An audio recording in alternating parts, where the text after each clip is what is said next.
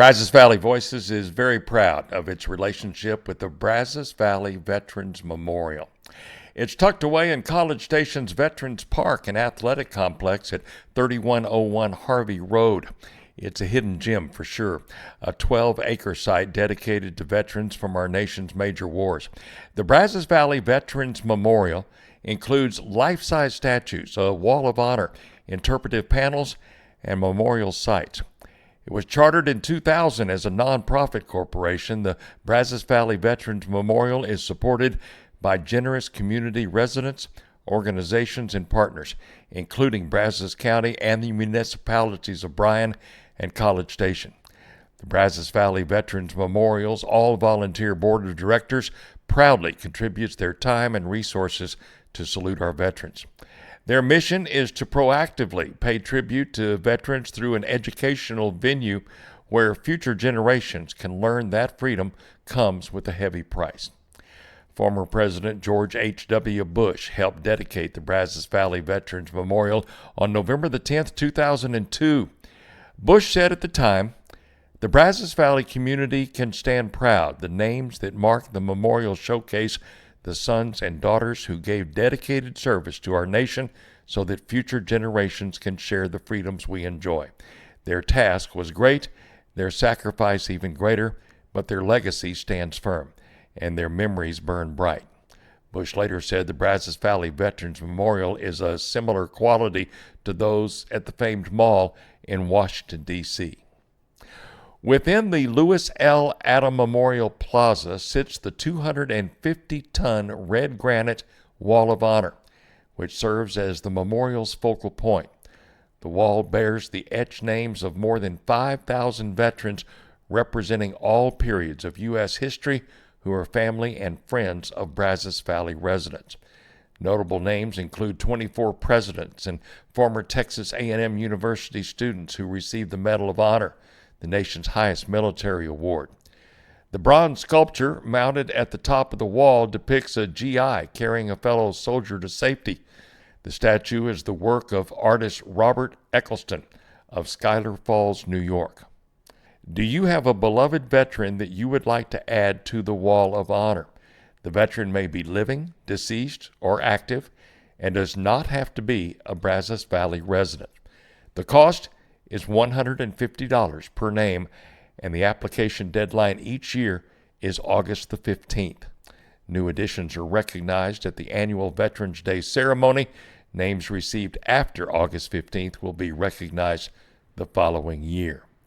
For more information on adding your loved ones or your name to the Brazos Valley Veterans Memorial Wall of Honor, contact the BVVM at 979-696-6247 or email them info@bvvm.org.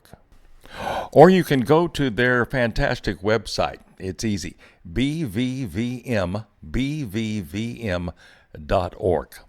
Welcome, everyone, to this latest edition of Brazos Valley Voices. Dick Davison does not dwell on the ribbons and the medals that passed him by for his service in World War II. As you will discover, PFC Davison was a soldier not looking for recognition. He was a fighter, simply looking to defeat the German enemy. A ground soldier and, as he admits, an independent thinker who didn't always go along with conventional ways. What he saw along the way is an incredible story that he is proud to tell. This interview was told to me in an interview in his home, June 21st, 2006. We lost Dick Davison just 2 years later as he passed away on June the 2nd, 2008. Here's my conversation with World War II veteran and a remarkable gentleman, Dick Davison of College Station.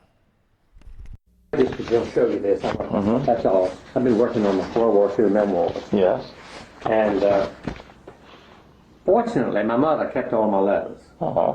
And I have about 76 of them now. Right. And I was noticing in one of the letters while I was in the hospital that how we loved to sit around and talk about the war. And then I got to thinking, I wonder how many. Because, I taught at A&M forever, and I would tell them war stories.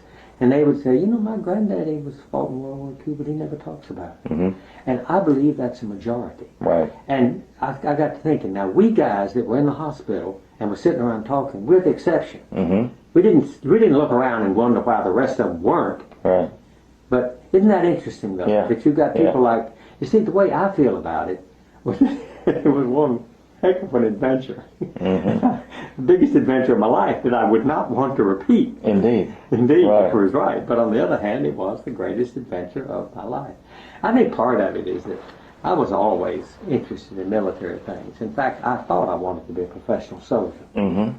And I learned in the Army that I didn't want to be, but not for the reasons you'd think. Mm-hmm. You know what it really is?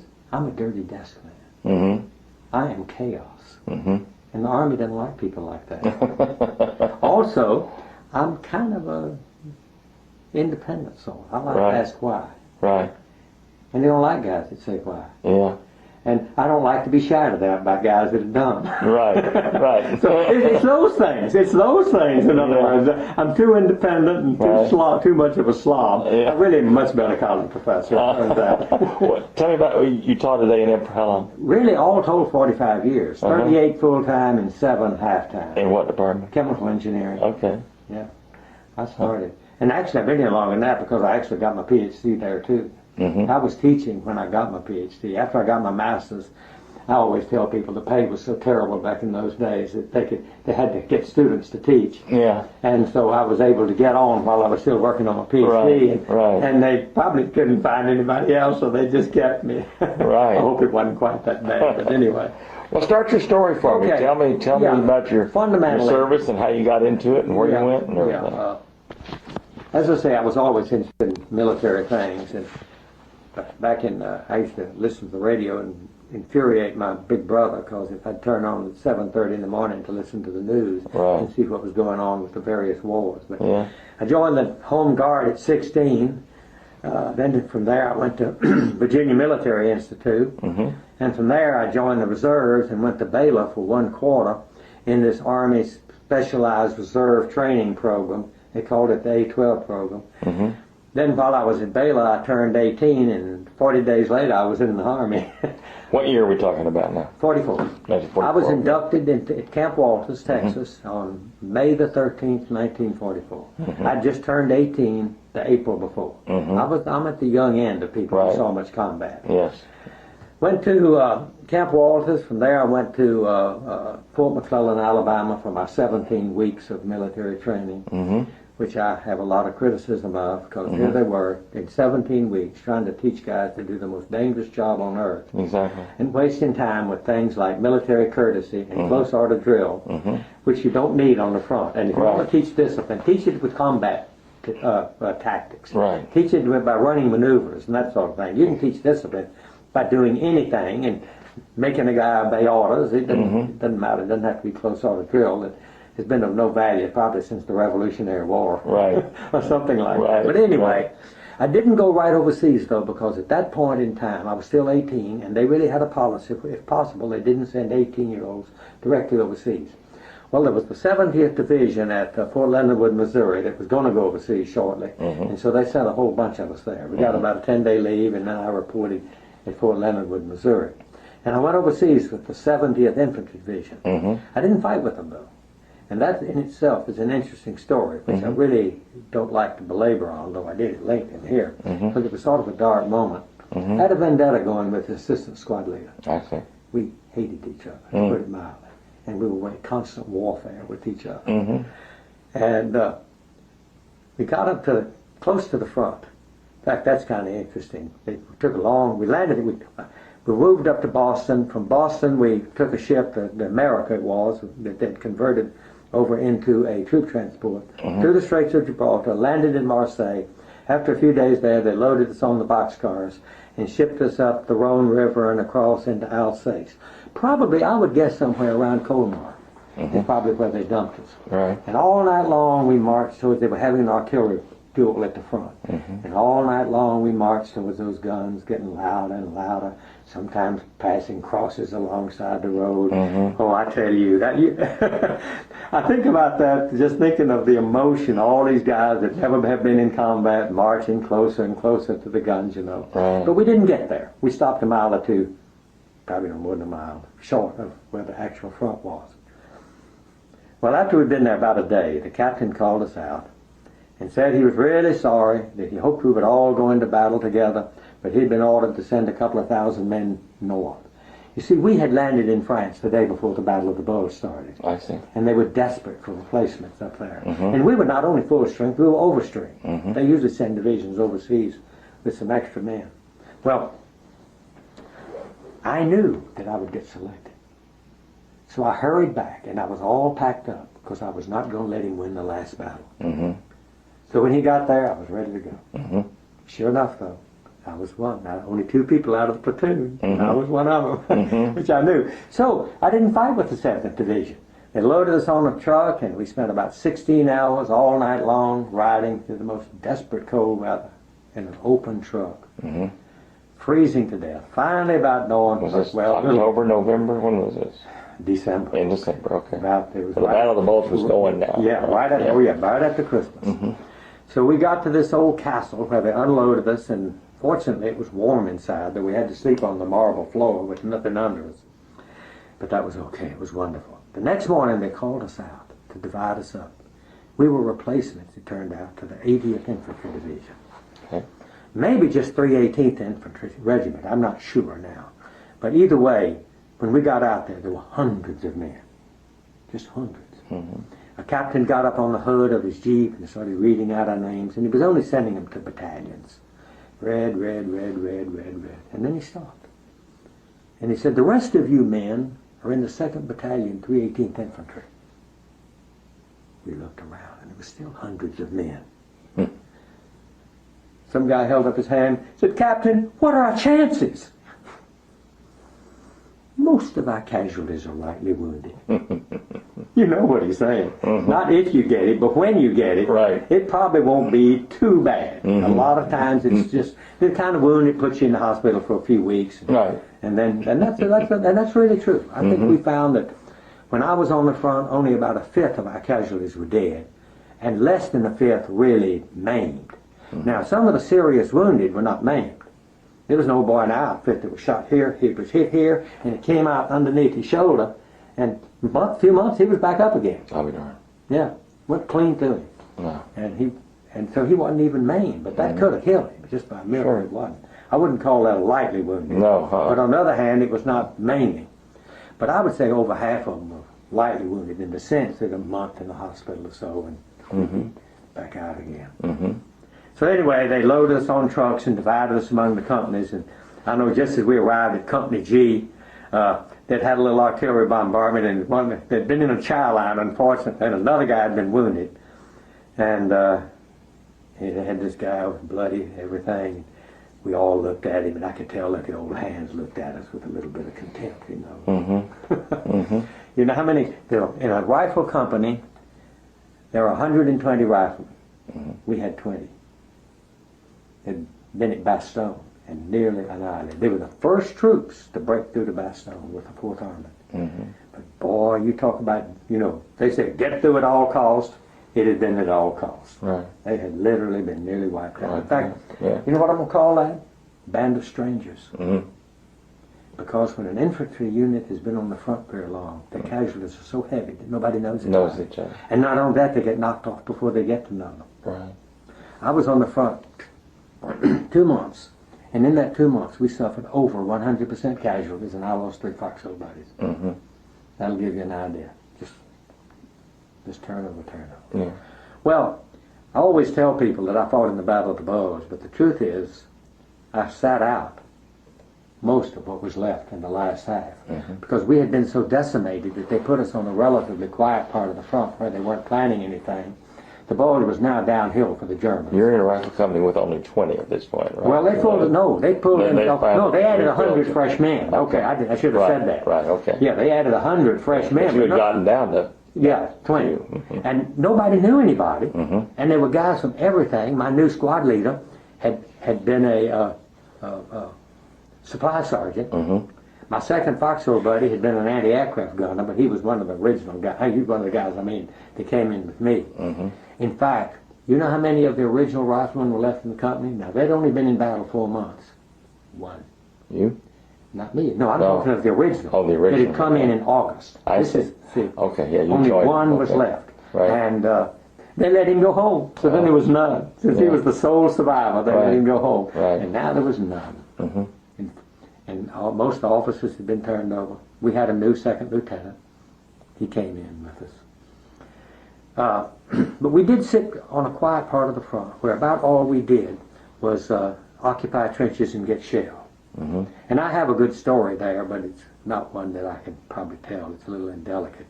Real quickly, though, I'll tell you it's funny. Okay. The kitchen food was filthy, and we all got diarrhea. And I was sitting up there in the hole, and the German lines were, oh gosh, a couple of miles away across the Shure River, well out of rifle shot. So I had an attack, so I jumped out of the hole, ran just a few feet, and squatted. Then I got through, I hurried back, and just as I jumped in my hole, boom! And I say I'm one of the few guys that was the sole target of German artillery. So they only threw one shell, and it landed right by my hole. Yeah. They were after me, but I beat them back in the hole. So it took a little while for the guys to say, yeah, we got to get the range and everything. Right. See, that took a little while. Yeah. But nothing was going on, and I know some bored artillery observer over there found the target. Hey, look at that guy. Anyway, that went on for a while. We actually were right out of Edelbrook, Luxembourg. We moved into Edelbrook for a while. Then we moved up on the front in foxholes. But again, nothing was going on but shedding. We occupied a couple of different positions. Finally, on about the 18th and 19th of January, see, we'd now been on the front for, oh gosh, all told, we've been on the front now, getting on 3 weeks, really. And they came up with an idiotic idea. The Germans, they thought we'd retreat. There was a little town there that had been shelling. And so they decided that they would attack it just to see how strong it was. This is idiotic. They got us out at midnight and told us, all they told us was, that town over there, we're going to combat patrol, and we're going to go kind of pick a fight and see if there's anybody there. And if they're there, how strong they are. You could have done this with 4 or 5 men probably just as well. I always thought that somebody dumb made that decision. But it turned out to be worse than dumb, but he didn't know what was going to happen. We headed out across no man's land in about this much snow. And I don't know how far we'd gone. But all of a sudden, no farther than here to that glass wall over there, there was an explosion, the powder from which stung my face. I didn't even know what it was. That's how green I was. Well, I just hit the ground, and I lay there for a minute, and I heard this poor soldier lying no farther than right here from me, gurgling out his last breath. He was dying. My foxhole buddy behind me had been hit. The guy that kicked it off and had both feet blown off. And there I was, without a scratch. Well, I lay there, and it was a mine, but I didn't know it. I didn't know what it was. I thought it was a shell. That's how ignorant I was. I should have known because it didn't make any noise coming in. I lay there for just not long, and then all of a sudden, boom, boom, boom. Some poor guy had panicked and started running. Well, I stood up. I said, there's no use in staying here and getting shelled. And some guy said, shelled is mines. Get out of here. I could have gone up and kicked off a mine myself. As by the grace of God, he yelled at me.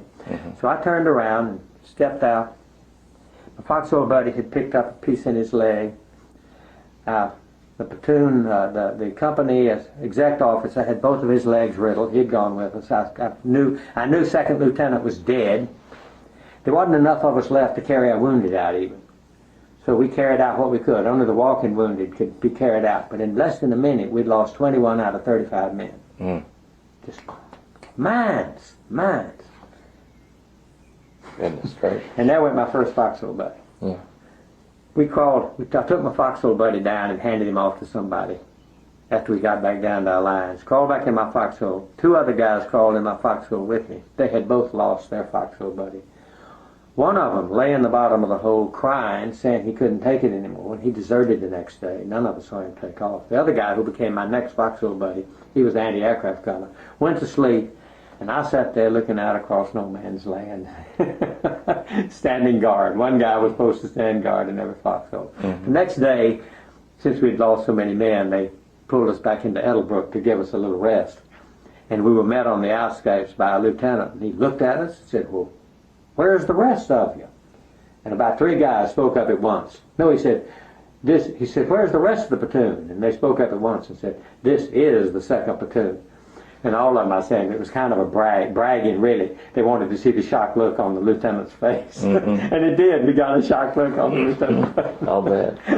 So we went back into town that day, and then we went back up to the front and back in our foxholes. And it was either that night or the next night that they decided to go on the offensive. This was the tail end of the Battle of the Bulge. We were caving in the southern flank of the Bulge. There was a blinding blizzard. I mean, the temperature, how low it was, I don't know. It must have been 0 or lower, and the wind 30 or 40 miles an hour with snow blowing. You might think, then you're going to attack? It turns out that the greatest victories are often won when you attack when or where the enemy thinks you can't or won't. So anyway, the whole battalion kicked off towards the enemy lines. We had a patrol out on our left flank. I know, maybe on the right too, but I only was aware of the left flank. And he couldn't go very far, because if he went very far, he couldn't see us. They practically fell in a German machine gun nest, and they were all asleep. So they captured them. We had a guy who spoke German, a German boy who spoke German. He went up there, and I could tell he was threatening them with all kinds of stuff. He was paying no attention to the Geneva Convention, I promise you. And they talked. They said, "Oh, well, the rest of us are over in that little woods there." There was about a platoon of Germans. They left as a rear guard, because that was plainly could guard the road, see. So we surrounded them, and then we sent them, at least 1 or 2 of them, I don't know, inside to tell them that they were surrounded and they better come out. Well, sure enough, they did. So we had eliminated the German rear guard without firing a shot. Wow. So we headed down the road, and we were able to go, I'd say, 4 or 5 kilometers before we stumbled into a German patrol. In fact, we were strung out in a line, really, and I heard Burke gunfire up ahead, and the word came back real fast that they'd run into a German patrol. Well, we were right on the outskirts of Borchardt, which was our objective. So we just ran forward and got in a line. The second we were bringing up the rear because we had so few men left. The 1st and 3rd platoon immediately it was down a hill. Borchardt was down in a little valley, and it was down a hill through snow that was now about like so. Gosh, I was tired, frozen, and that snow, you could hardly move in it. The 1st and 3rd platoon headed down the slope, and we came down behind them. And I just thought I couldn't move, and about that time a bullet popped by my head, and I kicked in my afterburners. and all of a sudden, I passed this house, and all of a sudden I realized there was nobody with me, except one guy. And I stopped for a minute. Oh boy, I could have been killed because I didn't know what to do. I looked around, and then I suddenly realized that I was a target, so I ran forward and threw myself behind a little row of hedge about this high. After I'd laid there for a minute or two, I looked around, and this other guy was still in the open. And I got ready to yell at him, and just as I did, he went, and never moved again. Dead, just like that. That was the second guy that had been killed within a few feet of me in about 2 days. Well, I noticed that on the back of this house there was a little thing that looked like a porch, so I ran as hard as I could and threw myself in it. And it turned out it was just a little, there was no back door, it was just a little area where they piled junk and stuff. So, but there were about 6 guys hiding there, including my foxhole buddy that had disappeared. So I just hunkered down behind the junk like they were, and just about that time a hail of bullets arrived. Sawdust was raining down on my head from the bullets whacking above my head. And my foxhole buddy yelled, "Do something, do something." I said, "What's the matter?" He said, "They put 2 bullets through this table I'm behind." So I stuck my head up, and real quickly I saw that they must be firing out of these windows. So I screamed, "Everybody shoot at those windows." And you know, when we all poured fire into those windows, it shut the German fire off just like that. So we ran around the building. I brought up the rear, and I didn't see this, but just as I went out the rear, according to another guy, said the German machine gun ate up the wall behind me. But I was running so hard that I wasn't even aware of it. Goodness. So we took cover inside the building. It turned out that's where everybody was, including our brave captain and his whole menagerie of people. And I didn't have anything to do, so I sat down against the wall and started fixing my breakfast. Always nothing else to do, you eat. Well, about that time, one of our tanks, the tanks had trouble keeping up with us because of the snow. Yeah. One of our tanks arrived, but it was on the other side of the town. And he saw people firing out of our windows, and he thought we were Germans, so he opened fire on us and slammed a 76 millimeter shell into the house we were in.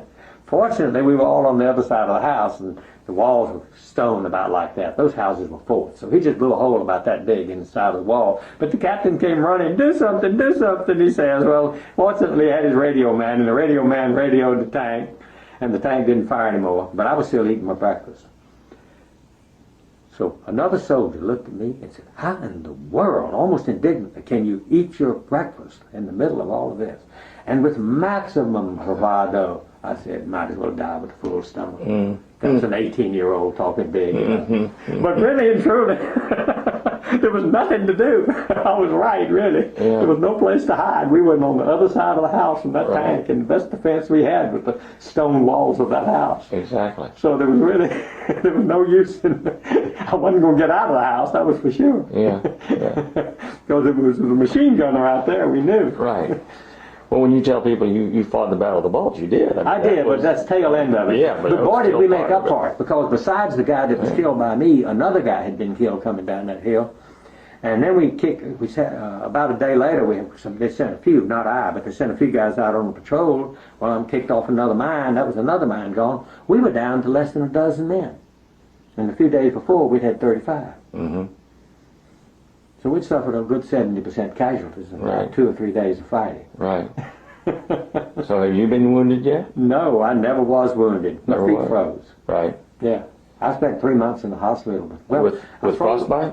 Or really, it was trench foot and infected blisters. Uh-huh. I got blisters on my feet, and they got horribly infected. And finally, they got to where I couldn't walk. In fact, I had to. This is the trouble. If I warmed up my feet, I couldn't walk. The pain was so bad. But if I let my feet get numb, then I could walk. Right.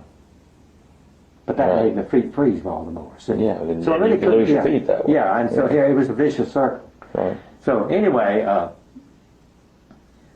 this is a good one too. It shows what soldiers do on the front.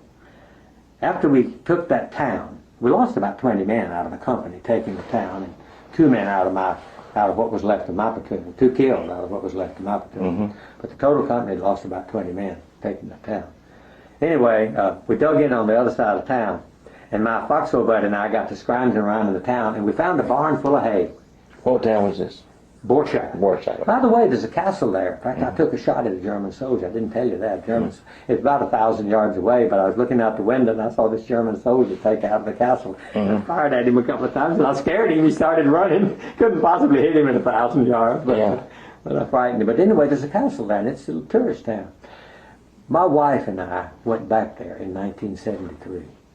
In fact, there's a couple of things there. We went back to Edelbrook first. A guide wanted to show us Patton's statue there. By the way, I was in the Third Army. And wanted to show us Patton's statue. And the instant, this was in Edelbrook, the instant I saw that statue and saw the hill over here, I didn't even look at the statue. I said, that's where the Germans were. We were right over here. And I recognized that instantly. That hillside was where the Germans were at Edelbrook. But now, at Borshire, I went back, and that hedgerow that I hid behind in 1945, about this tall, was now up about this high.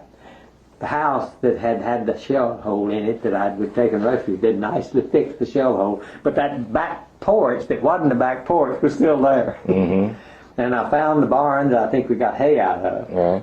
And it was interesting. There was a rock fence and a German machine gunner behind it, and he was dead, lying in a pool of blood. And I located that rock wall. I told the guide, I said, there was a dead German machine gunner lying right there. Goodness. So that little town. This was 1973? 1973. About halfway between then and now, really. Right. In fact, it's been a little more since then. Yeah. But anyway, this was from 45 to 73. Right. And anyway, we stayed there about 3 days and moved out. I don't know where we went. They took us to a little German town in trucks. We spent about Luxembourg town, and obviously the Germans had left it in a hurry because it was full of abandoned equipment. And then we started marching on a long march, and that's when I wore blisters on my feet. I should have gone to the medics right there. You know why I didn't? When I'd had diarrhea, I'd gone to the medics, and they basically just scoffed at me. Mm-hmm.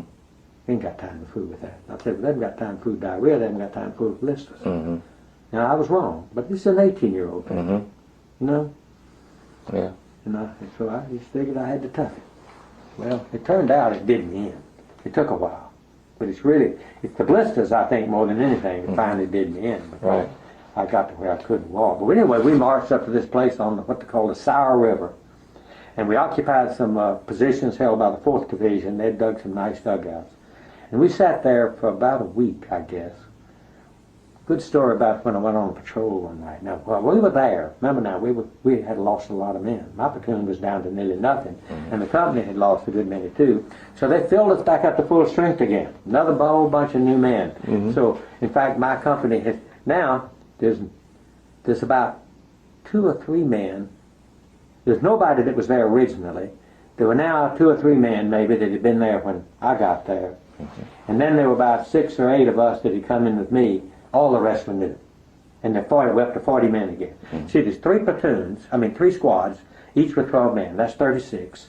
You got a platoon leader, a platoon medic, and 2 sergeants. Platoon guide and platoon sergeant. That's 4 more, so a total of 40. They built us up to 40 men.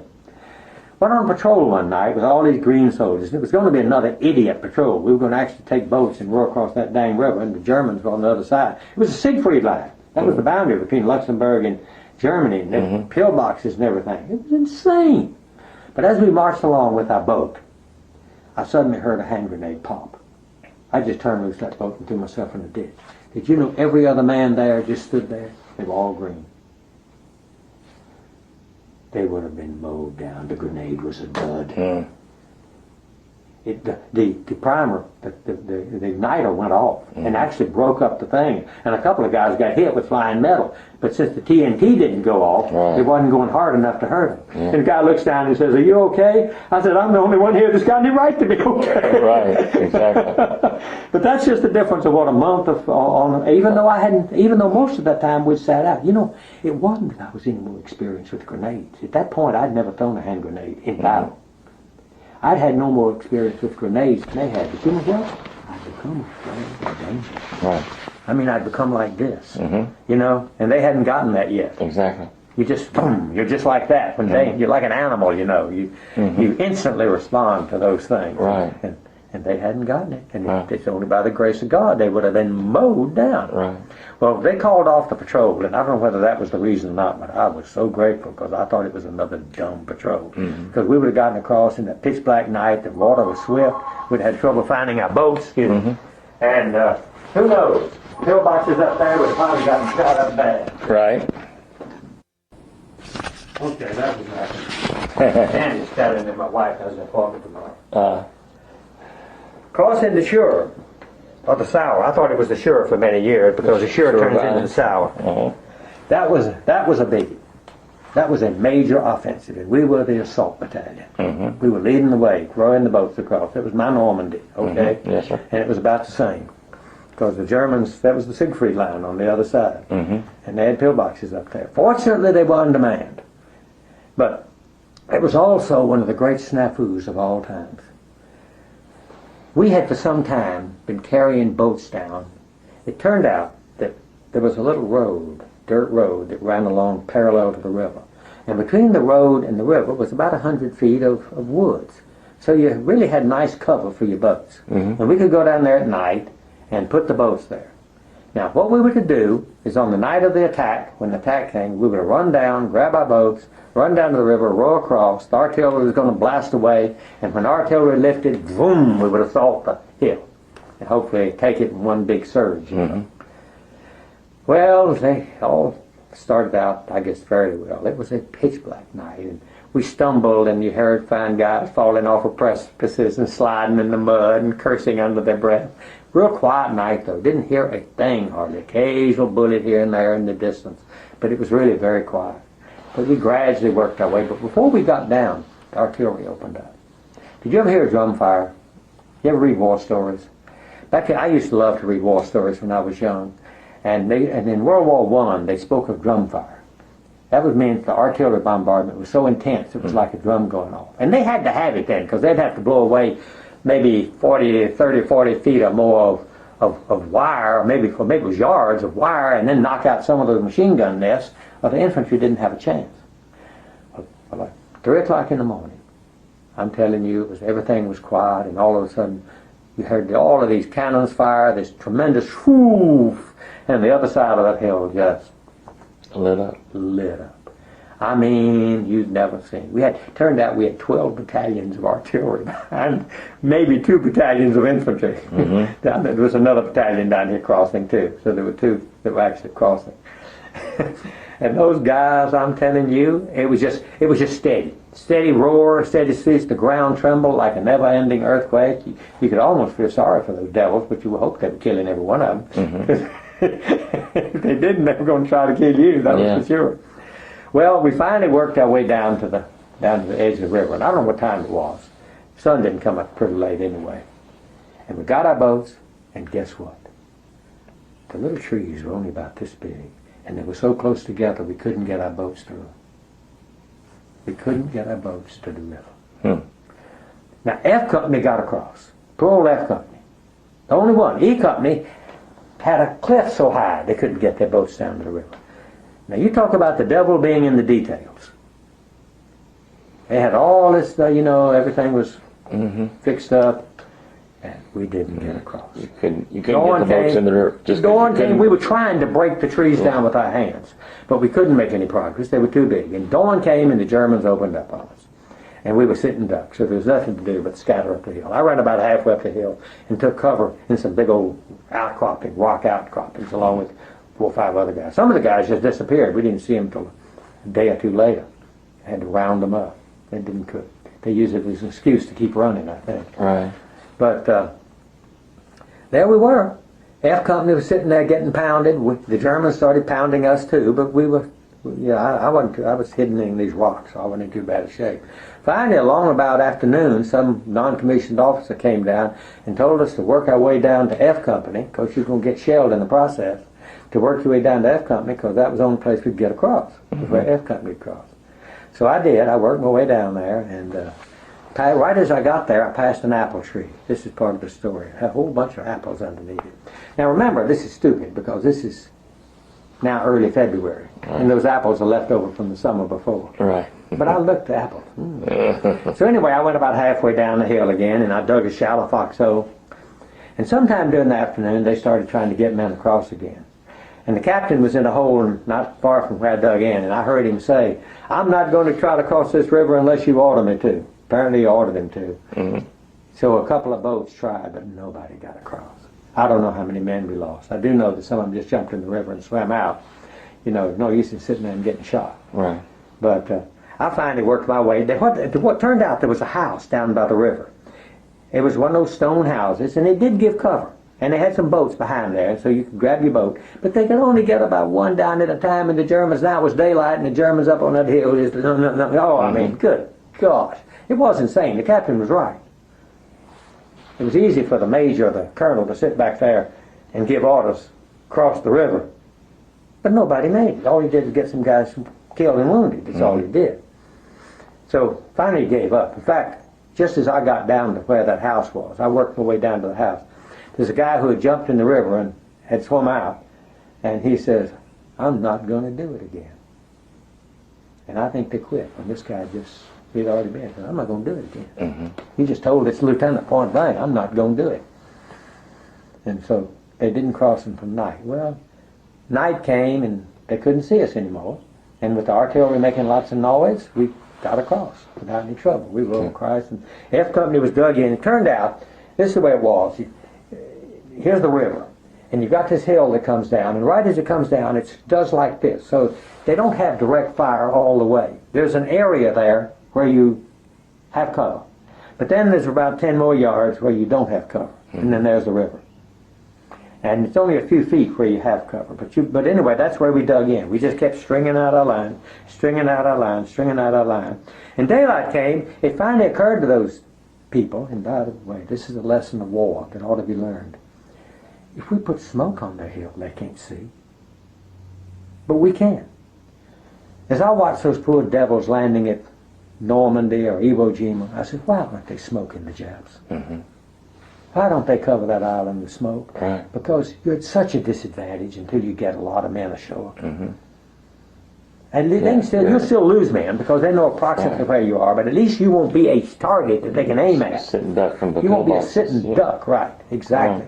Well, they put the smoke down and it was just as good because with the noise of the shelling and the smoke, they couldn't see, but we could now. It was actually better. And so we kept getting men across. But just about, I don't know what happened, whether they ran low on shells or not, but just as one of our boats landed, the smoke broke. All of them made it with one guy. And a German machine gun opened up. And that poor devil, instead of just going ahead and running the last 5 yards, because that's all he liked, he hit the ground. Well, the German machine gun just went, and I just sat there. I wasn't any farther than here, that chair from him. And I just watched the bullets crawl over. And I said, he's dead. Would you believe he got up and dashed that last 5 yards and didn't have a scratch on him? How in the world? I don't know. He had a dozen bullets land all around him. But he fell down and just sobbed, bawled. Couldn't believe he escaped. Yeah, I mean, but you talk about the grace of God. That was one of the closest I ever saw. I mean, he was this far, and I just looked at him. See, I was in the hole, and I was in the shadow of that hill. I was safe. But he was out there where just that close. Probably 5 yards. Maybe a little farther. Maybe no farther than the wall for sure. Right. Somewhere in there. And those bullets just crawled over him. You've seen it in the movies, how the machine gun, but well, that's just the way it looked. Right. And they just went right over him. Right. How in the world it missed him? I'll never know. Goodness. Well, we finally got men across all day long. And that night was something, by the way. That big guns hammered that night, and if the Germans had been able to counterattack, they could have pushed us in the river so easily. But without big guns, they couldn't possibly move. They couldn't move either. Yeah. In fact, during the night, when the guns would let up a little bit, I heard some poor devil out there moaning. And as the night wore on, he got weaker and weaker, and by dawn. Yeah. By dawn, he was quiet. He'd died. But nobody dared go out to help him. I mean, it was just... Right. We're not half through. We'll keep going. Well, let's see. Okay, let's see where we are. Okay, we crossed the river. Are we still in February, January? Yeah, February? we're now on February the 45? 8th. We're February the 8th. Okay, we assault the hill, and we really take it pretty heavily. We've got the Germans heavily outnumbered now. We just storm up the hill. It's rather heavily wooded, and I didn't see anybody. I mean, actually fall in that assault. I saw one dead German. But then we swung around and started, because we'd only taken it over a fairly narrow front, a few hundred yards, and then we swung around with the idea of attacking down the river and cleaning them out. Funny thing happened then. I was actually carrying the Browning automatic rifle. It was the only gun in the platoon that was full automatic. I mean, in the squad. Each squad had one full automatic weapon. The rest of them was semi. So I took my position up on the far end, which I might say was the most dangerous place, thinking I'd be wanted there. But the lieutenant came up and ordered me down the line, and as usual, I argued with him. So I got cursed right then and there, and I did obey orders and moved about halfway down the line. So we started down. I don't know how far we went, but at some point we ran into fire. I only found out later that the guys at that end of the line had been pretty well shot away, several killed. So I probably would have been a casualty right then if the captain had not ordered me down the line. And maybe that's why he ordered me down, is he didn't want he wanted to put his firepower in a little bit safer position. Well, anyway, I started raking the woods in front of me and advancing, and all of a sudden I noticed I wasn't getting any fire. So I just kept going forward. On my own. I'm on my own now. And I came to the edge of this woods, and I saw this big old pile of rock over here. It wasn't very far, about as far as that glass window was about all. So I just crawled on my belly up behind it. Turned out my life was not worth a nickel at that point.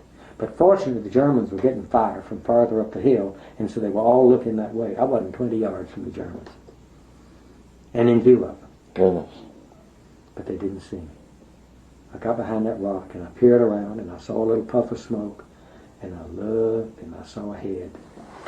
I just put his head right on top of my rifle. And then I raked the position. I had this automatic weapon, so I raked them with fire, and I called out to where they were, and we had them pretty well pinned down. Another guy then crawled up beside me, and I lost the hearing in my right ear at this point, or most of it. He crawled up behind me, and I had just emptied my gun, and I was reloading. and 3 Germans got up to make a run for it. Well, my gun wasn't loaded. He threw up his rifle and fired 3 shots with the muzzle about that far from my right ear. He wasn't any farther than much than that fence over there. I mean, really, that fence, that's about all it was, and he missed every time. Did you know that's one reason that everybody doesn't get killed? Panic, da, da, da, da, you know. Mm-hmm. Instead of just going boom, boom, he could have gotten a couple of them. So, yeah. And all 3 got away. Other people shot at them too. Now, when we got up there were 2 dead men in that hole, and the other one, I think, was shot through here. And I think he probably had tried to get out, and one of the guys over here that now knew where they were, because I yelled at them where they were, had shot him. Mm-hmm. And so we took that position. Okay. Yeah, that was my greatest claim to fame. It's because I really helped. Due to my initiative, we took that place without any further casualties. Right. And I had acted on my own totally. I've not been ordered to do it. Yeah. I always said I've seen guys get Bronze Stars for less, but on the other hand, you know, really and truly, one can get cynical about medals, because when in fighting like that, people don't notice things. Some guy in headquarters do something, anything almost, and he'll get a medal. Or you let an officer do it, and he'll get a medal. But just old riflemen and the infantry in the rifle company, all that stuff just tends to fall through the cracks. Anyway, we took that position and captured the rest of the Germans surrendered. And we sat there. There's some interesting thing happened there. I didn't learn this till after I got in the hospital. And there was a guy in my platoon that was in the same ward that I was in the hospital. And he talked about this guy. Oh, I forgot to tell you that my foxhole buddy had been killed. I didn't know it. We'd been separated in the fighting. And he and another guy named Ray, the reason I remember Ray, several reasons, I can tell you if I have a little time. He and Ray had gone into this dugout, and it was empty. And when they came out of the dugout, 3 Germans came out of another dugout just at a short distance away. Everybody opened fire. Well, my foxhole buddy went down, 2 Germans went down, the other German ran, and Ray was the only one still standing. My foxhole buddy got 2 bullets through the chest, and he died. That was my second foxhole buddy. Anyway, Ray, the same guy Ray, had been dug in at the end of a little path that came up there. Now, I didn't see this. I was down the line of ways. And it was all wooded, see. And a German soldier came walking down that path. And Ray saw him, and Ray shot him. Well, during the day, a total of 5 or 6 Germans came walking down that path, every one of them one at a time, and Ray killed every one of them. Never could figure that out. But he sat there during the day and killed about 5 or 6 Germans, walking singly, one at a time, down that path. Goodness. Ray was a good soldier, by the way. He was one of our killers. Right.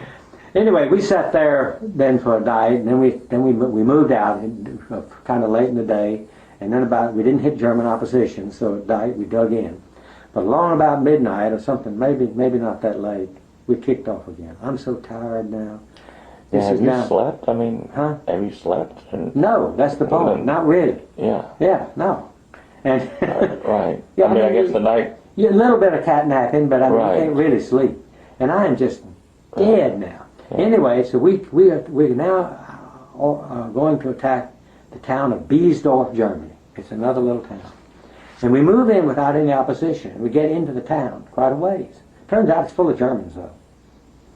It's dark, so dark you can't see your hand in front of your face. Under moonlight, and it was kind of foggy. And no lights anywhere. No electricity probably within miles, you know. And just as dark as it can be. And the platoon leader took about 6 or 8 of us up to the edge of town. He left some in the barn, and then he took some of us with us, and we headed down this path. We heard a few hand grenades go off. Didn't know where they were coming from. And all of a sudden, we were on this street. I say we were on a street, couldn't see anything. We were just feeling our way. An American machine gun opens up on us. Well, that's not surprising, consider the fact that it's just chaos. So we yell at him, "Hey, we're Americans!" He fires again. Well, fortunately, somebody had found, you know how sometimes you have a house that's kind of elevated, and you'll have a step coming down, and actually you sort of have a little bit of a trench where that step comes down. So that, and we all took cover in it, so we were fairly safe. And he yelled at him again, "Quit shooting!" He fired again. He said, "You shoot again, we're going to shoot back." You know what happened then? Amerikanische Schwein! He has an American machine gun. I mean, German with an American machine gun. So the sergeant told us to go back to the barn. We'd come to this barn and stayed there a little minute and then moved out again. On the way back to the barn, one of them got wounded with a hand grenade thrown from somewhere. So we get in this barn, and somebody's throwing hand grenades at us. We don't know where they're coming from, but they bounce off the side of the barn because they can't see what they're throwing at. This is good because the barn's got some windows and it also has a big hole blown in the side. Well, I'm so tired that I kind of sat down behind that pile of rock where the big hole was. I went to sleep. mm-hmm. I went to sleep with them throwing hand grenades at us. You know? That's And you know how I was waked up? You will not believe this. I was waked up with a stream of machine gun bullets going about that far over my head, and I looked up and there's a pillbox about 20 yards away. Killed a man right behind me. I looked around to see what was getting the fire, and this poor devil was lying on the floor with his brains blown about that far out. Still breathing, by the way. He breathed for about 30 seconds.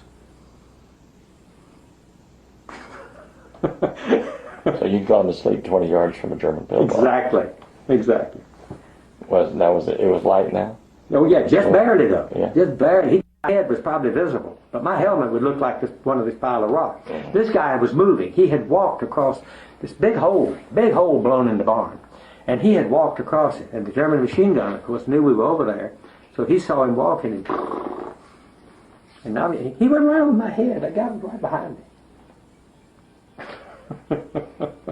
Well, there was a machine gun squad there, and they'd set up their machine gun behind this pile of rock, but they hadn't stayed there. So they asked me to hand them the machine gun, so I laid on my back and took the machine gun off its stand and handed the machine gun, handed them the stand. Then I crawled out behind the rock myself to a little bit safer place. We tried to attack that pillbox, but you couldn't, because turns out the Germans still had the high ground behind, and they had some artillery zeroed in on it. Because, see, a pillbox is so thick that direct hits by small guns, small artillery, doesn't hurt the guys inside. Mm-hmm. But it'll kill anybody around it. Mm-hmm. So we tried to attack it. One guy, they immediately opened up, and one guy was wounded. And we saw, this is hopeless. You can't buck that, because they can just fire right down into that thing. Mm-hmm. And also, there was another pillbox up the hill that could give some cover and fire, too. Mm-hmm. So we fought that pillbox for several days. Now, we did kill a couple of them. One guy, there was a hedgerow that ran up pretty close to the pillbox, and the guy should never have tried this in the daytime. He crawled up as close as he could get, and then he tried to make a break. This is a German. He tried to make a break for the pillbox, and he didn't make it. Mm-hmm. One of the guys got him. And then there was another guy, another German, that came out of the pillbox. There was a trench that came out of the pillbox and led right by the barn. I know that's where they were throwing hand grenades that first night. Mm-hmm. He was going to slip up close and pitch a grenade in, but he got his head up too high. Mm-hmm. So we got him. Mm-hmm. So we killed two of them. But finally, other outfits took the high ground over here, knocked out this pillbox. So now we had them, because we could bring fire from two directions at close range on this pillbox. So they couldn't cover us both. So we could shut the guy down. And so then what happened then is 2 or 3 guys ran up and threw white phosphorus grenades inside, and what was left of them came boiling out. Yeah. So that was in the pillbox. Yeah. By the way, I don't even like to tell this, but I learned this later too. They let one of the guys that had been wounded by the pillbox, he wasn't hurt real bad, I think just had something in his arm, and 2 or 3 other guys take these guys back. There was about a dozen of them. And on the way back, they murdered some of them. I heard they murdered them all in the hospital. After I got out of the hospital, I was telling this, and the platoon sergeant was adamant that they'd only shot 2 of them. Mm. That's still 2. Yeah. So that's a little try. Those things went on. Mm-hmm. Usually, though, you know, they're frontline soldiers who are angry. They've lost too many men. Mm-hmm. They're just angry. They want to get even. Mm-hmm. That's what it is. Nobody ordered it. The sergeant didn't know it. The sergeant found out about it, but he didn't know it until after it happened. Right. But he didn't turn the guys in. They never turned them in. He was always talking about a cover-up, but the truth is they always covered it up. Yeah, sure. Because, you know, that kind of thing. Mm-hmm. I don't think there ever was an atrocity that I heard of. After I got in the hospital and we were talking war, I heard of several other pretty gross atrocities. But I've never heard of one that was ordered from a top. Mm-hmm. It was just all mad fighting guys that were trying to get even. Right. Is what it was. Right. And that's different. That's different. Sure. That's not like this German colonel that in the Bulge ordered his tanker to mow down 100 American prisoners, you know. Mm-hmm. That's totally different. This guy was a colonel. They hanged him, by the way. Yeah. But, well, we fought in that town, finally got it cleaned up. I wrote a letter. I should have found it. Because you would. I just think, golly, imagine writing a letter like this home to your mother. Mm-hmm. We rescued a keg of cider. Everybody was drunk the next day. I don't know if I should say the next day. It's a shit.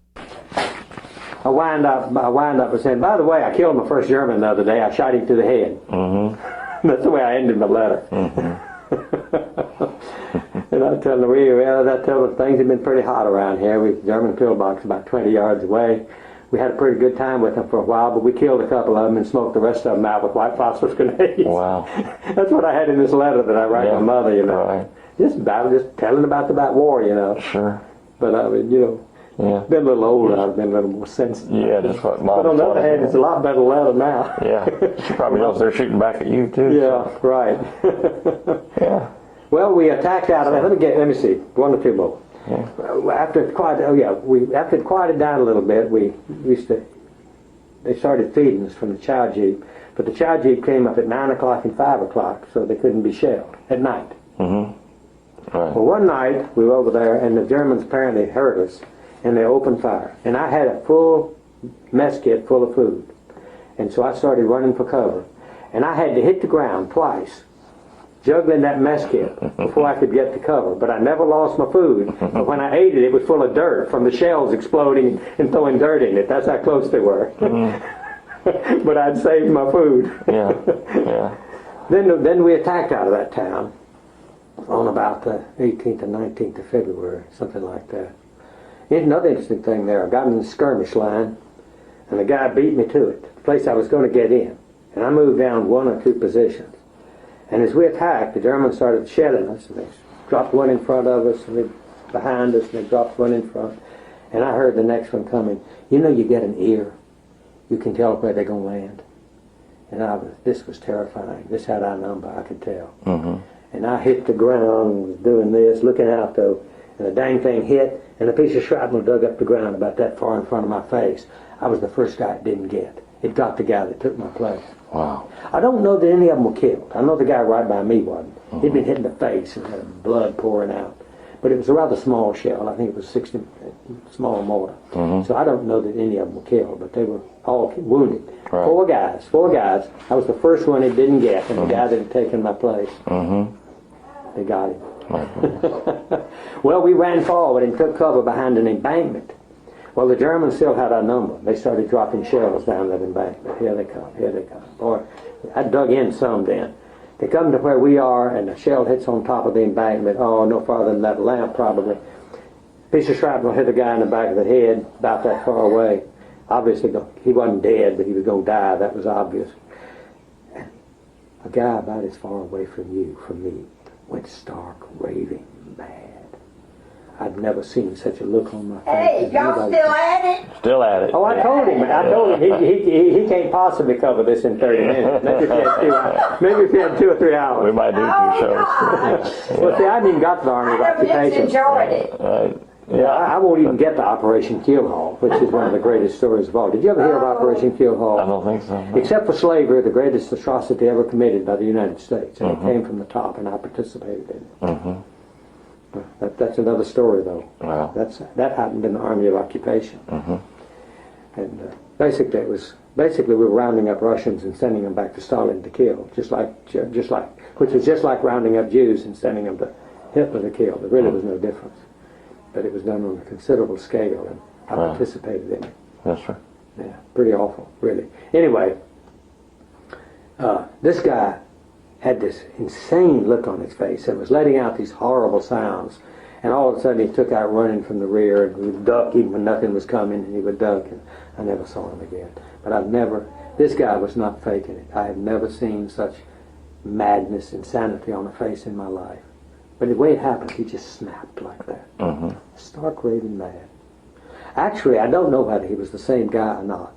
Before we started that attack, the Germans had been shelling the shells were going over our head. But right before we left the outskirts of the town, there was some poor Joe sitting up against the side of the wall of a house crying. Might have been the same guy. I don't know. But I don't know that it was. But this guy, I don't. But they eventually quit shelling, and then that night they took us out. My feet were getting in horrible shape by now. By the way, when we were back in Borscheid, Biesdorf, when we were back in Biesdorf, I had changed my socks one day, and it hurt my feet so bad because it warmed them up that I went down to the company aid station. And I went in there and he said, "What's wrong?" I told him. He said, "Get the hell out of here. We got dying men in here." I went on for 2 more weeks, lost my third foxhole buddy. In fact, what I told you now was after that. Yeah. Had a good story there, though, that I forgot about, and that's finding the potatoes. I was crying. We weren't getting enough to eat because we couldn't get bridges across the river because the Germans could shell them out. It was just like fighting at Fort Benning for them. We were fighting on their home ground, and they knew the range for everything. And so they could hit that darn river. And I know one day I only got 1 K ration. I was starving. Well, I was crawling around in the ruins. This town was just blown off the map, hardly a building standing. And I saw this hole down here, and I looked down there, and there was a pile of potatoes. So I dropped down through it, and some on the top were rotten, but they were good underneath. I took my helmet off, took the liner out, filled my helmet up with potatoes, went over, there was wood everywhere because the house had been blown apart. I made me a nice little stack, and I got a fire going, and I boiled these potatoes, and I had some bouillon powder that had come in one of the K rations, and I used that for salt. I ate a helmet full of potatoes. Just felt good. Just felt good. But anyway, we on that night march, my feet were in such bad shape that as I walked, there was blood and pus squishing in my boots. But my feet were numb. This was several days later, and they'd gotten good and numb again. Well, we dug in that night, and it turned out that I dug in a very bad place. Also, I was so tired that I got careless. I'd laid my gun down so I wouldn't get dirt on it, and we dug the hole, and I forgot to retrieve my gun. Well, the next morning, the Germans started shooting at us. Bullets were popping right over my head. By the way, I was eating my breakfast. I kept right on eating while the bullets popped over. But I got through eating my breakfast, and it occurred to me, I better get my gun. Those suckers just might attack the way they're shooting. I reached out. I couldn't reach my gun. I was going to have to get out and get it. No two ways about it. I jumped out of my hole, and just as I went over, I mean, it was so close that my ears just rang. He couldn't have missed me that far. In fact, he'd have killed him if I hadn't ducked just as he fired. I just fell back in the hole.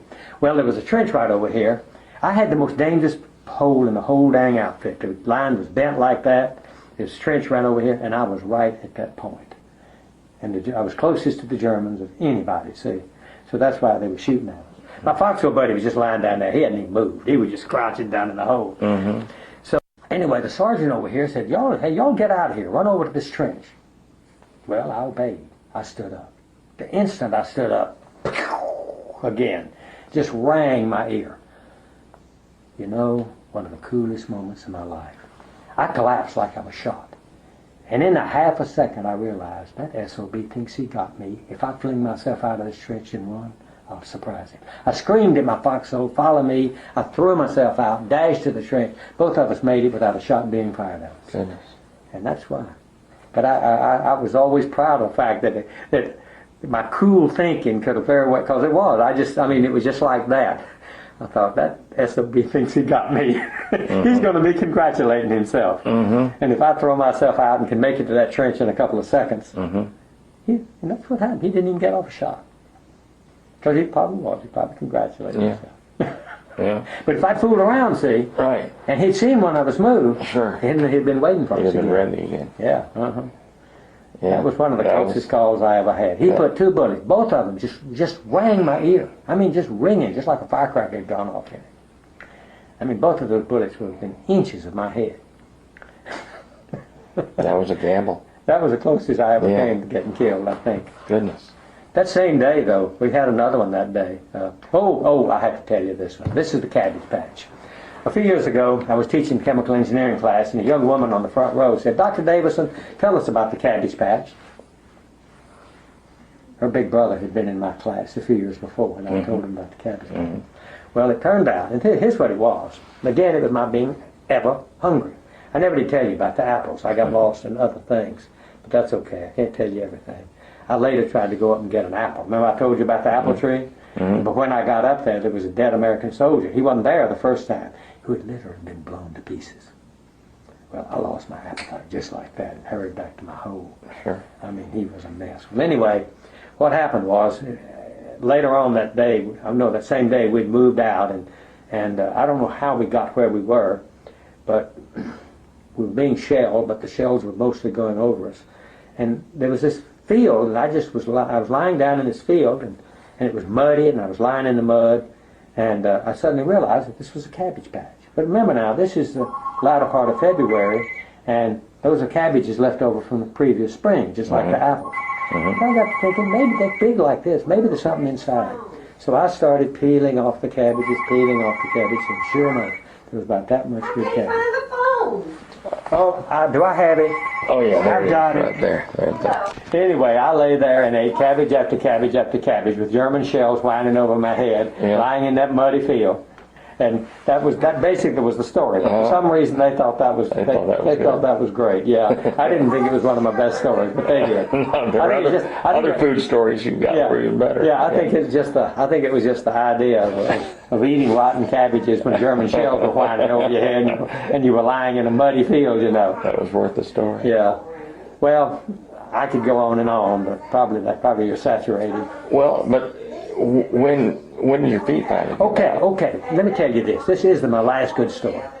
Finally, a few days after that, we made another attack that day. In fact, that's another story, because we made another heavy attack that day, and there's all kinds of stories. In fact, I'm skipping some of the best stories to get to the end now. But anyway, what happened? We finally fought our way all the way through the 6th Street line, and then the 4th Armored Division attacked through us, and they routed the Germans. The Germans were in full retreat. And so we were able to pull back into this fairly good-sized town. And they set up a bath. See, I had not had my clothes off for about 2 months. Hadn't shaved for 6 weeks. Had a beard. Hadn't brushed my teeth for a month, I don't think. But anyway, they're going to give us a bath. And here's the way it works. You take off all your clothes and you throw it in a pile over here. You walk inside this shower and you get 5 minutes of water and soap. When you get through bathing, you come out, and there's this huge stack of clean clothes left over from the previous soldiers that bathed, I guess. And you'll find something that fits you. Well, when I got ready to find shoes, that warm water had warmed my feet up. I couldn't get my shoes on. Finally, I was able to get them on, but I was so crippled I could hardly walk. So the next morning, I found an aide. We didn't have an aide guy. I got aide. Platoon medic had been wounded, but I found another platoon medic, and he told me where the battalion aide was. And I limped. This was the next morning. My feet had cooled off a little bit. I limped down to battalion aide, and he saw those blisters. I had red stripes running all the way up to my knees, infection, and it was getting black around them. I guess getting almost on the verge of gangrene. So he saw those. And, he was going to bandage me up, and I said, look, I can't walk. Well, he said, I'll send you back to division. He sends me back to division hospital there, and that guy looks at my feet, and he says, you've got trench foot. So he put me on an ambulance, and this is my last good story. He puts me on an ambulance and carries me down to Thineville, France. And I hear a guy say he's from Beaumont, Texas. So I said, I'm from Texas. We got to talking. I said, I've got a brother who's in the medic. He's in the 92nd Medical Battalion. He said, well, they're just right up the road here. So he calls the chaplain over, and the chaplain says, how long since you've seen your brother? 2 years, I said. It had been. So he sent his assistant up to get my brother, brought my brother back, and we visited, I believe, just about all night, I think, until they flew me out the next morning. And I thought that was a wonderful way to end my time. Where were you now? Where were you? Actually, you know how Luxembourg comes down like this, and you've got the border of Germany and France? It's the tip of Luxembourg, and the little town of Thineville is right below that tip. And that's where they had an airstrip flying people back to England. So they loaded me on this C-47. You went to England? Is that where you were? Oh, yeah, because with trench foot, you're going to be there a while. I was 3 months, actually. 3 months? Yeah. In fact, the war ended just a little bit before I got out of the hospital. Yeah. And then you went home? No. By the way, this guy, Ray, as we were on our way, this is a funny one.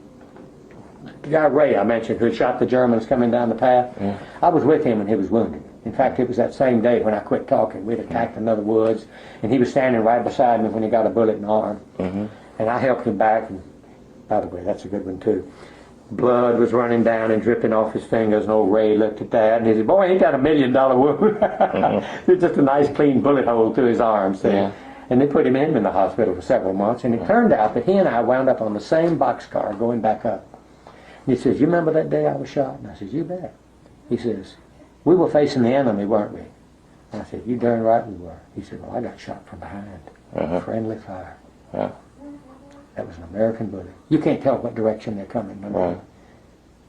What happened is we'd gotten in front of everybody.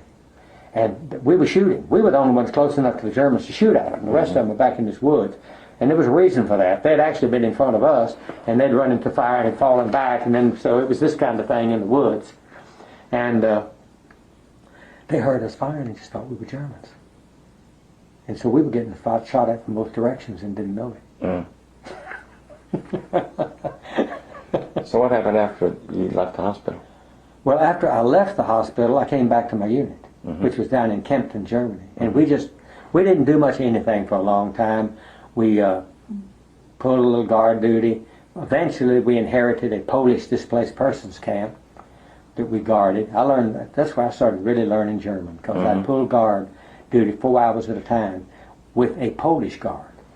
And they didn't know a bit of English, and I didn't know a bit of Polish, but they had been slave labor, in Germany, and they had all picked up German.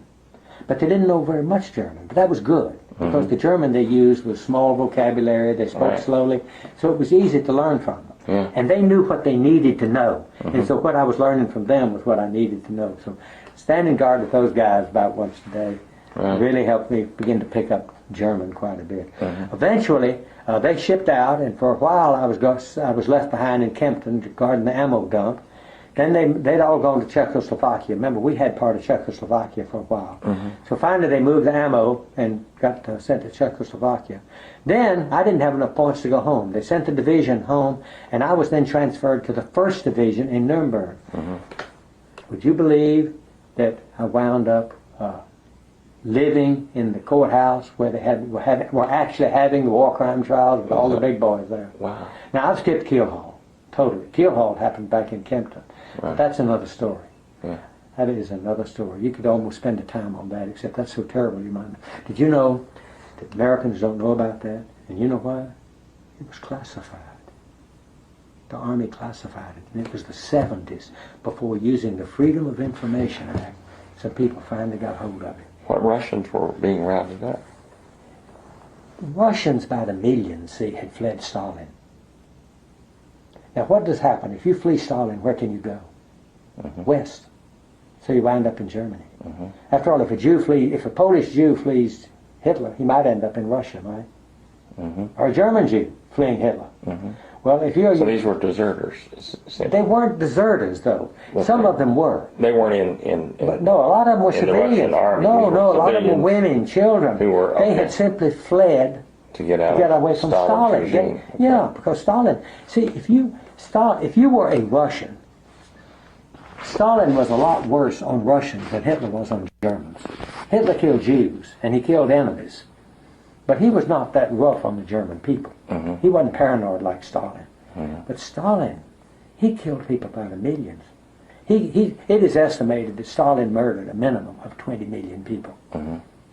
He killed more Ukrainians, for instance, than Hitler killed Jews. And so a lot of these people were Ukrainians. And in fact, there were a bunch of Ukrainians fighting in the German army because of their hatred for Stalin. Well, we were rounding these people up, and Stalin was going to kill them. They knew it. So they had taken refuge in a church. And our orders were to round them up. But the captain called us out one morning and told us about this. And he said that Stalin had assured Roosevelt that he wouldn't hurt them. Did you know that we all laughed? Even way back then, we all laughed when we heard that Stalin wasn't going to hurt these people. The truth is, we didn't care at that point. They were making a big mistake that they were using combat infantrymen to do police work. That's a mistake. The captain says these orders come from the top. Turns out 3 presidents of the United States were involved in that. Roosevelt agreed to it, Truman cooperated, and Eisenhower executed. One of the greatest atrocities ever committed. In fact, a guy later wrote an article in the Wall Street Journal about the number of people murdered by governments. He said more people have been murdered by governments than have been killed in war. And he attributes, I believe, about 500,000 people to England and the United States because of that. He split the difference. He said, we'll just say Stalin killed half of them and you killed half of them. Because Collins couldn't have killed them if you hadn't sent them to him. Right. And though it's a guess as to how many there really were. I found out later that a lot of them were not sent. And I was real happy to learn that. What happened is, in 1983, incidentally, I didn't finish that statement. He said the orders came from the top, and we're to put them on these trucks, and we're going to do it even if we have to kill them. Those were our orders. So it's not surprising that. Anyway, I'll show you this sometime. Anyway, the Wall Street Journal. A deal that. The Wall Street Journal published an editorial about this in 1983. I didn't even realize that it finally leaked out. I'd been screaming for years about it. So I wrote a letter to the Wall Street Journal, which they published. You won't believe the response I got. I got letters from all over. In fact, I got a phone call the same morning that it was published from New York saying my mother was there in that church. Well, what had happened was they put him in a warehouse that night to put on the train the next day, and the guards let a big part of him escape. I was so grateful. And I got letters about how some guys grieving how they had participated, other guys who had not cooperated.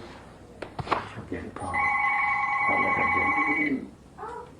Other guys, ingenious ways, particularly military police that had not cooperated. See, that was bad. Those guys were trained, and they knew this was wrong. And they had stalled and stalled and stalled till it finally blew over. And so a lot of them never really got sent back. I don't know what the total number was. And this operation was called keel haul? Keel haul, which again shows. Do you know what a keel hauling is? No. Okay. Back in the old Navy, 18th century Navy, when a sailor wanted to be badly punished, they tied a rope to him. They ran the rope under the ship. Then they threw him overboard and pulled him under the ship. Maybe he was dead and maybe he was alive. That was keel hauling. Can you imagine the cynicism of calling this Operation Keel Haul? In other words, the guys that did that knew that we were probably killing a big part of it. Because sometimes they'd come up alive on the other side, and sometimes they'd come up dead. That was keel hauling. That was done in the 18th century.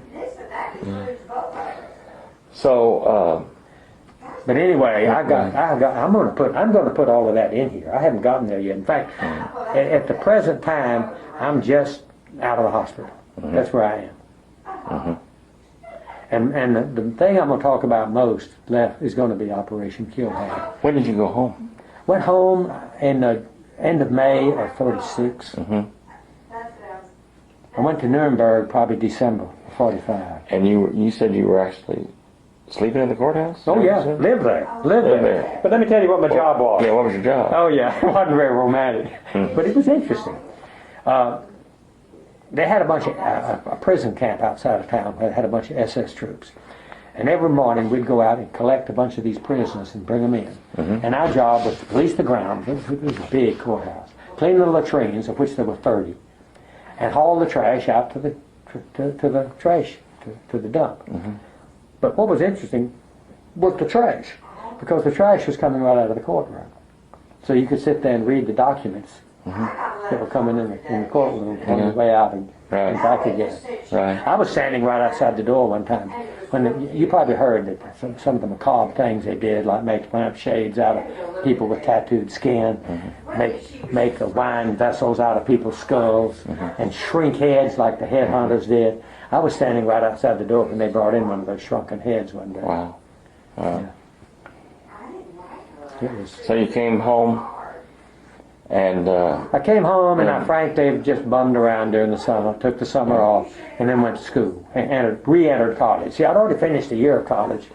because in fact I'd finished a year at Virginia Military Institute and 1 quarter at Baylor. Right. But it was sort of a hodgepodge curriculum. And where, did you go back to Baylor? Or where? No, I went to Texas Tech, actually. Texas Tech. Because I had a brother out there. That really was a mistake. Yeah. Because Tech did not have an accredited chemical engineering department. But I didn't know it. So I went ahead and graduated from Texas Tech. You know Lannis Hope? Huh? You know Lannis Oh, Hope? yeah, I know Lannis. He lives right over here. He went to Texas Tech. You know, I don't think I knew. Yeah, he was in the band at Texas Tech. How about that? Yeah. Yeah, Lannis lives right over Right. I did a show with him. That's about it. Where's your restroom? It was service ribbons, and I had 2 service ribbons for the Ardennes and the Rhineland, I believe. Mm-hmm. And So you didn't get a Broad Star? no, I never. You got never a got medal. any? No, I never got a medal. Not As many much guys as you were, did. as much Did as any you were, fighting? as Did much any as you were fighting? shot at, as much as you shot. That's right. That's As exactly. much combat as you were in. I got the combat infantry badge, of course. Yeah. that goes without saying. Yeah. I got that one. Right. But And when you, what rank were you during I this was a time? private first class, as high as I ever got. Yeah. Well, I'm a dirty desk man, But you were, and I argued with my superiors. yeah. There's no way I was ever going. See, that's what I learned. Mm-hmm. I said, Dick, you'll never get ahead in the military Right. because you don't get along with your superiors. Yeah. You know the truth. You ask questions. The truth of it is, Yeah.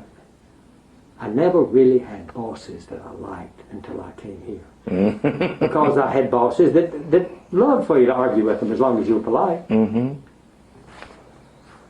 You know, that's part of the learning process. You know. So you left Texas Tech and I left Texas Tech and went to work for Lion Oil Company. While I worked for Lion, I married my wife. Incidentally, this is a story in itself. My wife is the little sister of one of my best friends. And I didn't start going, she's 4 years behind in school, so I didn't start going with her till after I got out of college. Right. But I married her while I was working for Lion Oil Company. And Where well, did you I do worked that? partly, most of the time, for a little while I was in El Dorado, Arkansas, which is the headquarters, but most of the time I was out at Snyder, Texas. I don't know whether you know it, but there's a huge oil field at Snyder. Right. It was discovered in 48, 49, Yeah. and Lion had a big swipe of it. Right. Little company with a huge swipe. Uh-huh. And so I worked out there most of the time. They built a gas plant out there, and I was engineering the gas plant. And gas plant, by the way, takes gas out of the field, recovers the heavier constituents, and sells what's left to the gas company. They take out the heavy stuff, the natural gasoline, the butane, the propane. Today they take out ethane too, but back in those days we didn't. And you leave the ethane, the methane, and sell that we sold that to Lone Star. Right. And the rest of it, the butane, the propane, and the heaviers we sold. Right. So soon after that you started teaching, or Well, no. What I decided is that I didn't like what I was doing. And I decided I want to come back and get a graduate degree and get some more interesting work. I really had no idea of teaching at the time. But what happened is that after I got here, as I say, they didn't pay very well. And they had students teaching, and one of them left, and I applied for his position, and they hired me, and I've been there ever since. Actually, I'd finished my master's. Yeah, they wouldn't hire people unless they had at least a master's. But I went ahead and I taught while I worked on my PhD. Right. And I just kept going. I've been here ever since. So you taught here for how long? I've taught here a total of 45 years. 38 full-time, 7 half-time. So what brought you to A&M? Actually, there was an old boy at the Engineering Extension Service that had talked me into teaching a little short course out there at the Lion Oil Company about gas plants. He'd worked up the short course. And he talked me into coming to A&M. And you taught for 45 years? Yeah. And I've loved it. Yeah. That's why I When taught did so you long. retire? I didn't finally retire till 03. Yeah. You know, some people, with the situation I'm in, some people say, man, you should have retired early. I said, no, I was enjoying myself. Exactly. How long have you enjoyed being married? 55 years, years, you told me about that, next right. week. 7th of July. Week after Right. next, I guess. Yeah. Yeah. Yeah. Actually, Joe and I married 1 July. We had our first child the next July and our next child the next August. I see. But we waited. About then, I came back to graduate school. Yeah. See, I had 2 children when I came back to school, and the third one was born while I was actually still in school. Right. Right. But we waited a while to have So you have 3 kids? Yeah. That's one. That's my girls when they're young. You talk to me. You want to see some pretty girls. That's my baby daughter when she was just, I guess, when she was young. Now where do they live? Actually, she lives right down the street, 2 houses. And she writes music. Oh, okay. So you have 2 daughters and a son, is that right? Here, yeah, and this one up here is my oldest daughter. Yeah. She's married to a neurologist in Dallas. He's the one that discovered my situation, by the way. I see. That's kind of interesting. I started having a little bit of trouble with dexterity. Uh-huh. Let me tell you what was so funny. I was down in Ecuador. I've been hiking 10,000 feet, doing fine. And I noticed this dexterity problem. It wasn't bad, but I couldn't button my pocket back here. Well, Sunday came around and I couldn't tie my tie. Yeah. That scared me. So I went up to the emergency room and they couldn't find anything. Told me I needed to see a neurologist. Well, my daughter's married to one, except he was in New York at the time, so I had to wait a couple of days. Yeah. As soon as I called him, he said, "You've probably had a little stroke. You better get up here." As soon as I got up there, he took me down to his office, ran an MRI on me. "Oh, you got a tumor in your brain." Oh. But it's a metastasis. So Yeah. the next day they ran a CAT scan and I had one up here in my lung. So I got metastasized lung cancer, which is a disaster. Yeah. But the thing is, what's so ironic is here I was with lung cancer. I couldn't believe it because my heart lung capacity was great. Right. I mean, for a man 80 years old, I was up there hiking with people 20 years younger than I. Yeah. You know. Yeah. So it wasn't interfering with my. Right. So I could not believe it. Now, if they told me prostate cancer, I wouldn't have been surprised at all. I've had prostate cancer trouble for years. So they're treating the lung cancer? Yeah, now? they are. I'm taking chemo. That's why I'm sick sometimes. And they radiated the heck out of this. Let me tell you a miracle, though. I have 3 tumors in my brain. Uh-huh. Doctor told me they'd kill me within 4 or 6 weeks, 6 months, if I didn't do something. But they've got up there in Dallas, which is where my son-in-law is, what they call a gamma knife. They aim 201 beams, why one, I don't know, but 201 beams of gamma radiation that they can aim. And they aim them all at the tumor. But each one is so weak that it doesn't hurt your brain. Mm-hmm. Now they can only do it on the skull because they need in the brain because they need your skull to anchor. See, they put a frame on your head, stick you in the MRI, and take a real accurate MRI.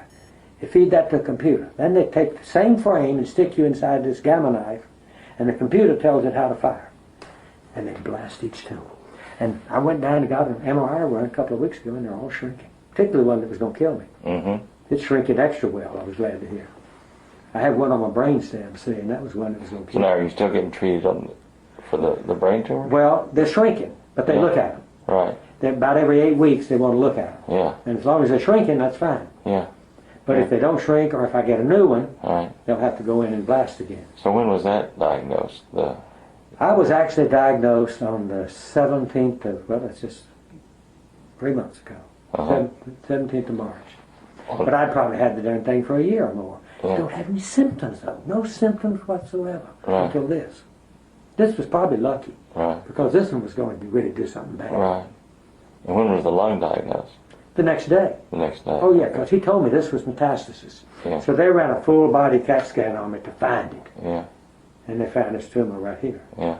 It was the only other tumor I had, though I had some lymph nodes that were swelling. Right. Right. So I had this primary. This is the primary tumor Yeah. here, though. This is where it started. Yeah. But no use in dead. Now, they blasted this one with X-ray. And that knocked the fire out of it. It hit me 13 times with these enormous blasts of X-ray Yeah. to get rid of that one. Right. And it's shrinking. Yeah. It takes a while, see, because the body has to reabsorb it. Right. It doesn't just go away. It dies. Right. And then the body has to. And that's a slow process. Right. Right. But as long as they're shrinking, that's the important thing. Yeah. Now,